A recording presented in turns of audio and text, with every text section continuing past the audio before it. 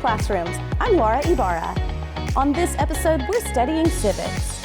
We'll meet the educators preparing the next generation of informed citizens to head to the polls in any election, national or local. Patrick Kelly is the Director of Governmental Affairs for the Palm Meadow State Teachers Association. He also teaches AP U.S. Government at Blythewood High School.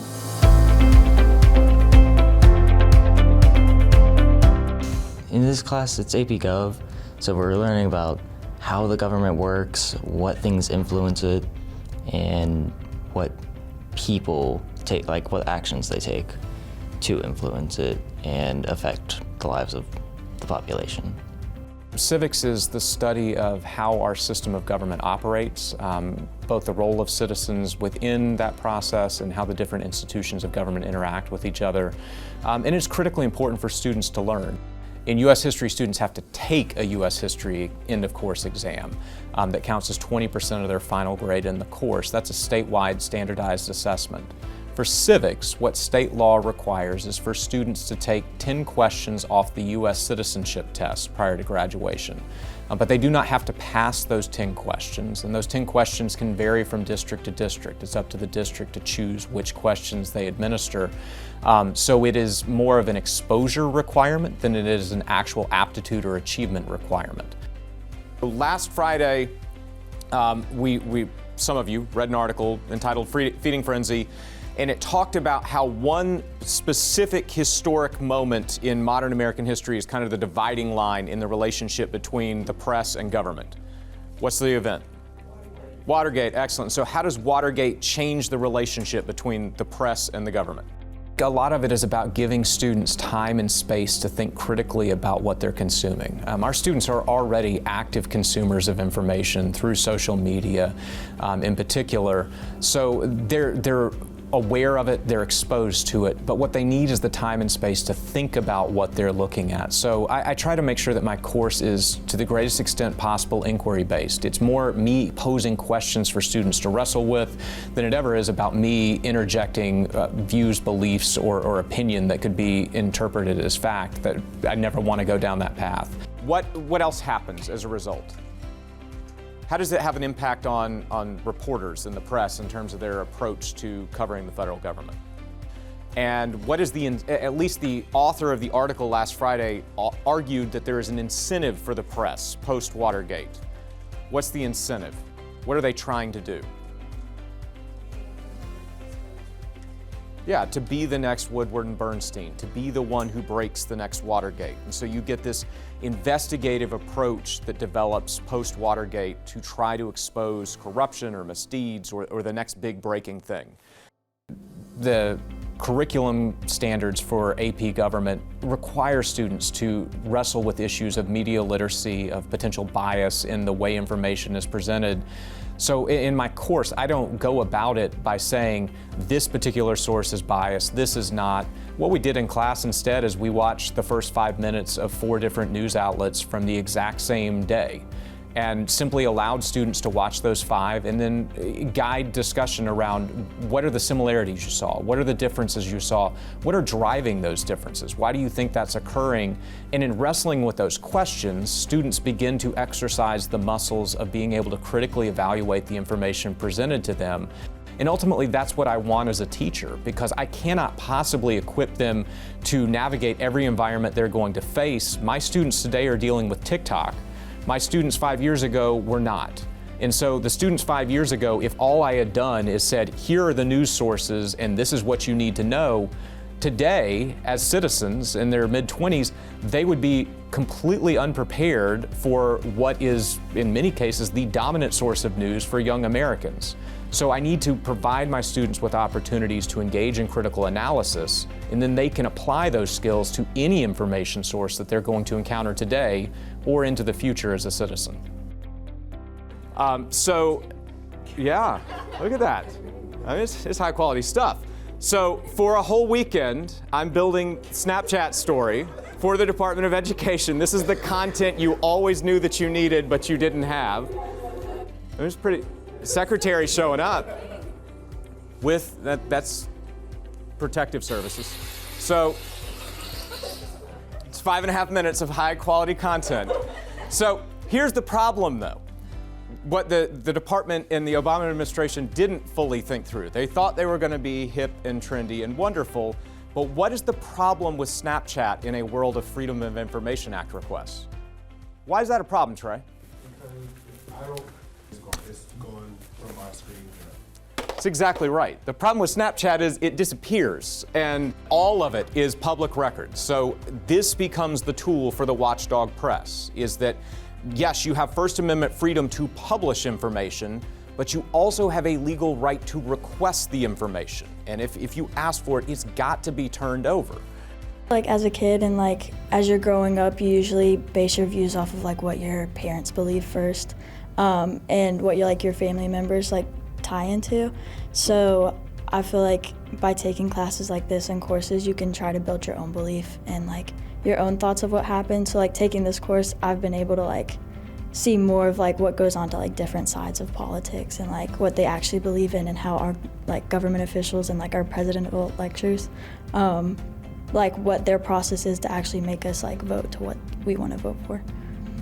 What's powerful about civics education at the high school level is it is relevant to students, especially if you take the time to help students see the connections. So, it's easy, I think, in an election year to make this relevant because I'm teaching high school seniors. Every single one of them is going to be 18 by November of 2024, which means all of them are eligible to vote not just in the November election, they're eligible to vote in February in the presidential primaries, even if they're 17, because in South Carolina you can vote as a 17-year-old in a primary if you're 18 by general election day. And so the civics course gives students an opportunity to understand the nuts and bolts of just the election process as a starting place, but because it is relevant to them, because they can see themselves fitting within that civics framework as a voter, as an engaged citizen, it becomes learning that is more enriching for them, and hopefully it's something that's going to be beneficial to them throughout life as an informed citizen who's actively participating in their community. Test your knowledge with this question from the United States Citizenship Practice Test. We'll give you the answer later in the show.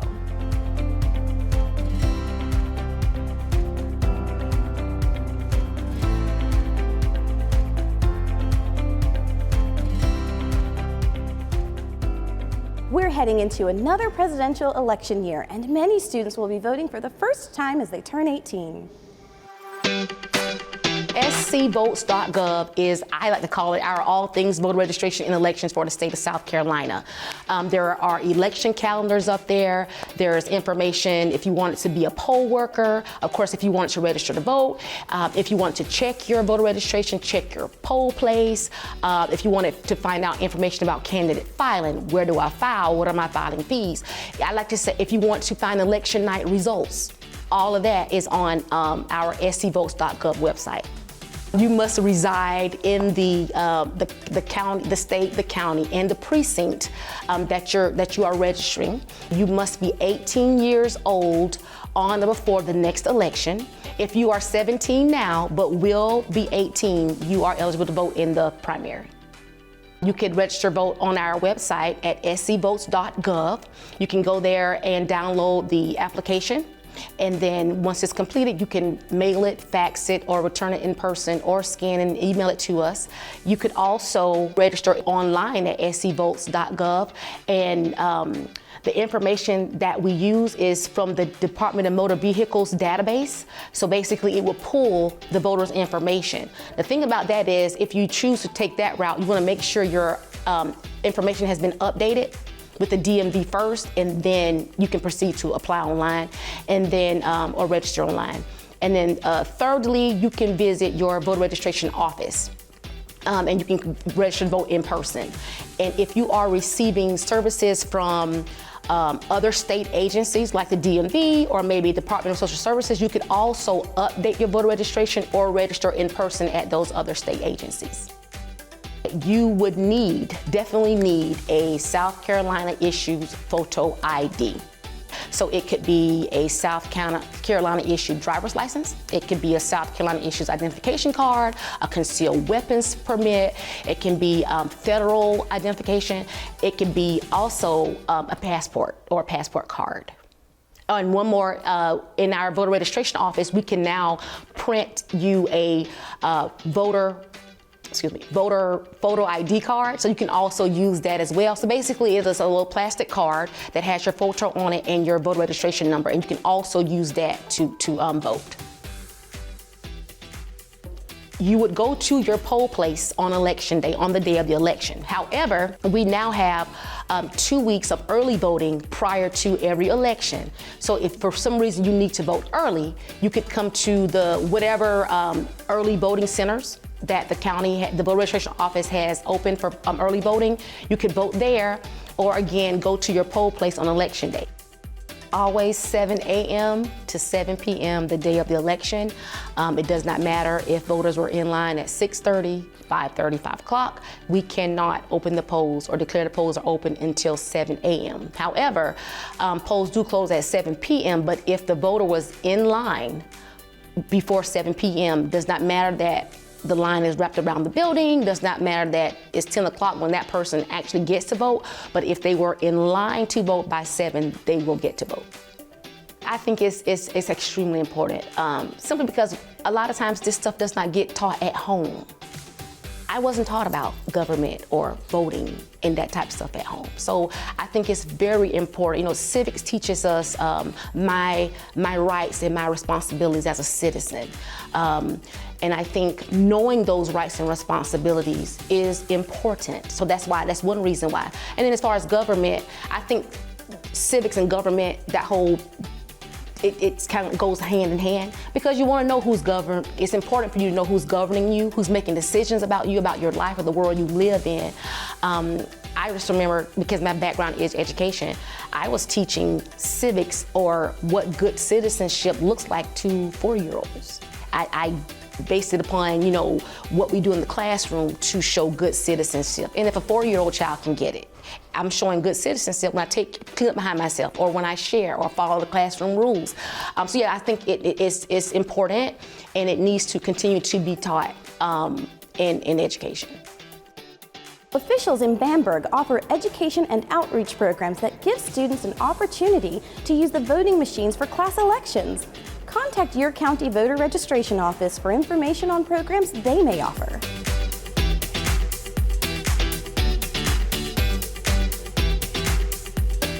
Here's the answer to our question from the citizenship test.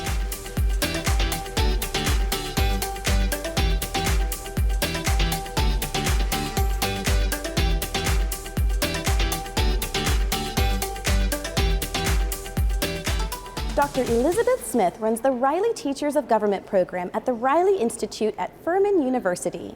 The program gives educators the opportunity to attend classes and see government in action firsthand.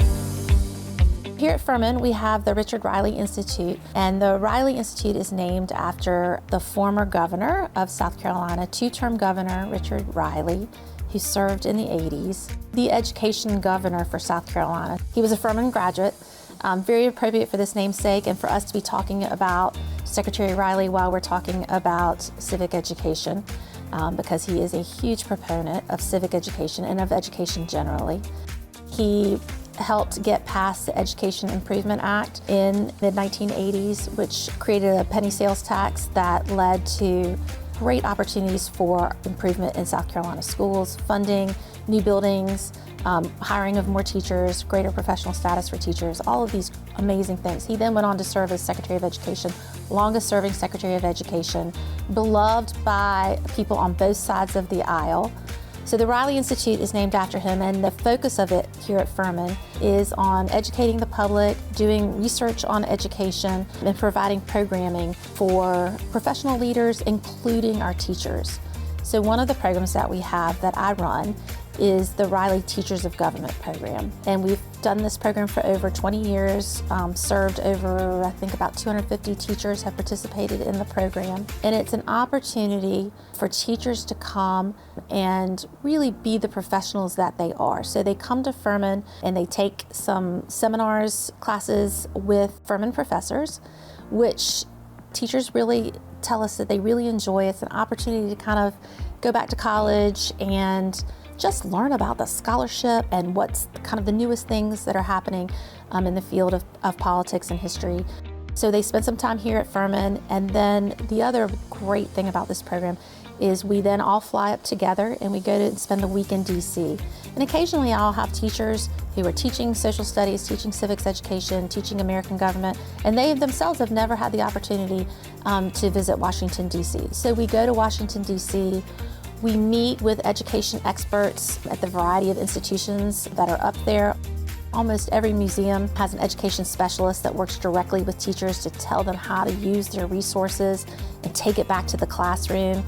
So for example, one of the things that we do during the week is we go to C-SPAN, and which is an amazing resource for teachers. It has amazing resources for teachers, has C-SPAN in the classroom, and teachers get to meet Brian Lamb, who started C-SPAN, and learn about all these resources and ways that they can connect students with the resources and use them in the classroom to energize students.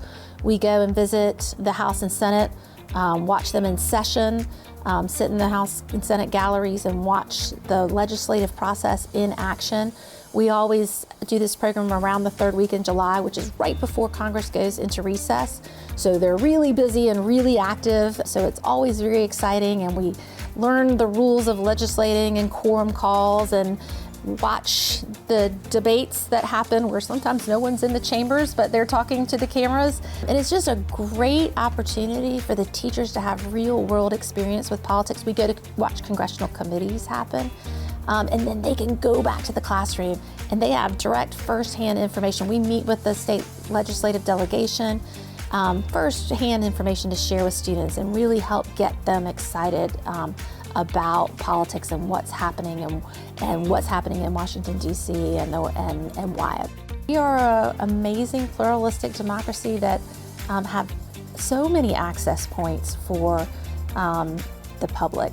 I mean, in DC, the access is amazing. You can go watch a Supreme Court hearing. You can go knock on your member of Congress's door and talk to them. And you can just walk up. It's really, really remarkable.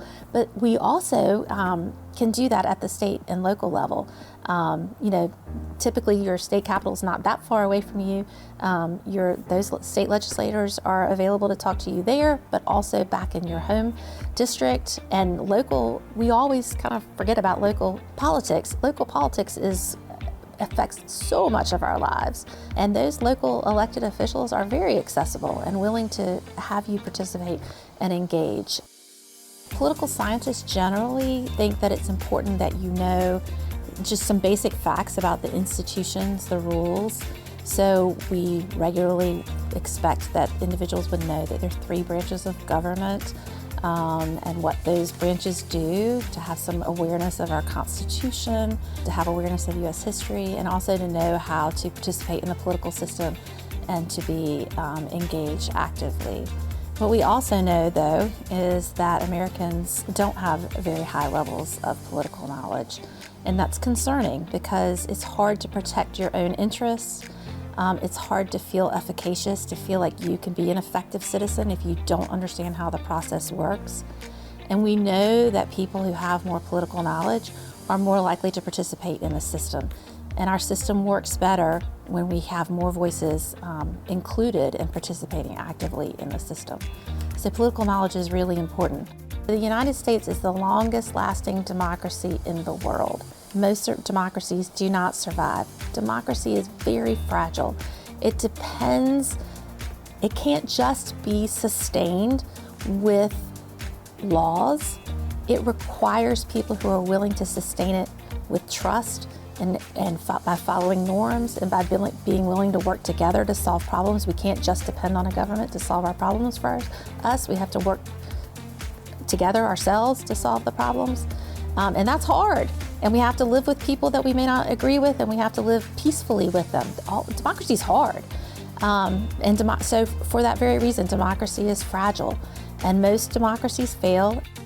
So we need to be on guard. We need to stay informed. We need to keep exercising our right. And we need to know who we're voting for and why we're voting for them and what matters to us. So it's really, really important. We could lose this incredible thing that we have. As a democratic citizen, you have rights and you have responsibilities. It's important to know your rights. It's also important to know what your responsibilities are. So civic education is essential to developing the kind of political knowledge that's necessary to be an effective citizen in our democracy. Here's another question from the Practice U.S. Citizenship Test.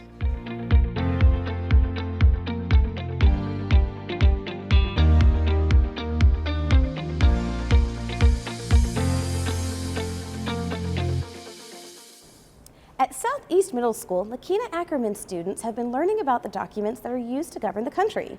She tries to make the lessons interesting and memorable.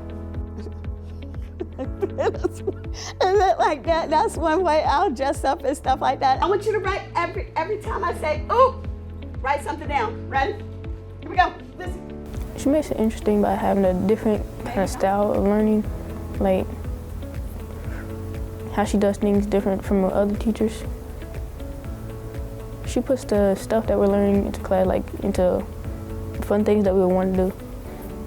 It's a different way from teaching from the other teachers, and I feel like we just connect to it more and want to learn more from it. She do funny things. She dressed different, and it's fun how everyone else dressed the same, and she dressed different from everyone. She stands out. Because I like the fun colors. She do the funny hairdos and everything else. It makes me pay attention. When I remember stuff from like which outfit she was wearing which day, stuff like that. I think sometimes it's like it gets missed on at South Carolina. South Carolina started most of this. We were important in the Declaration of Independence. We were important in the creation of the Constitution. Civics goes through us, and so I think it's pretty easy at the 8th grade level, as well as that the kids are starting to get onto news, and even if they're getting it from Snapchat or TikTok or whatever, they're still looking at the news. And it's easier for me to pull in those real world sources for them, and then I can easily jump back to something that's within our own history. And as always, when you bring in your local history, your state history, it makes it more interesting for them anyways. Yeah, we're learning about the government branches. That's important to learn about so that you can understand it. And if you want to get involved with it, you can understand how to get yourself involved with it. It's important because it's where our laws are made so that you can learn things that you can and can't do and things that are important for when you get older, like how your votes can affect the government and things like that. All right, so that's the word that we're going to focus on today. That word is nullification. Can y'all say nullification? Nullification. Thank you. So, just like how you do Constitution, Constitution means, Constitution means what? Law. Thank you. So, for nullification, do you see any word in nullification that looks or sounds maybe familiar? One way that I do important vocabulary is I'll say the vocabulary and they have to repeat back to me. It's like one of those things where you got like the little kindergartens, 1, 2, 3, eyes on me. It's almost like that, but this is an 8th grader, so if it's something that is important for them to know, like the Constitution, law, that's it. They just say, if I say it, and it's any time that I say it. So I'll even forget sometimes that I've already told them to do something like that. And so I'll be teaching and I'll bring up the word Constitution and I'll hear law, just real quick. And so that means that, after they hear it so many times, they don't even notice that they're doing it, but they know the meaning of those words. So we do that. We did a little bit of that today. Another thing is I try to bring back in those root words. This is Greek and Latin root. They hate me for that, but they understand where those words are coming from. So another one word that we've done recently was when we were working on the Declaration of Independence was the preamble. So I explained to them that pre means before, amble means to literally walk.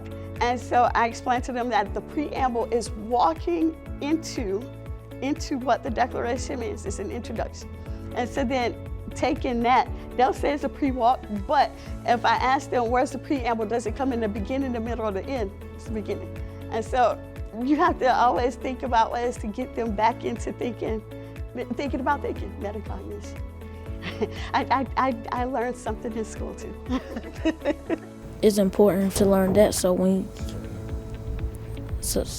you get older, you can already know how to vote and stuff like that. These kids are going into the world in less than 5 years now. They're excited to vote, and they can change the world. And I think that, like watching the news of this, that terrifies some people because they think that this generation is one of those instant gratification. But I have seen, and I continue to see in them, it ain't always instant gratification. They want to bring the world together. We have to guide them as to how. And so I always think of myself as a change maker. It's my privilege to be able to usher in a new group of citizens. But they have to do it the right way, and that's what I'm here for, just to guide them into it. Here's the answer to our question from the citizenship test. How'd you do? Did you know the answer?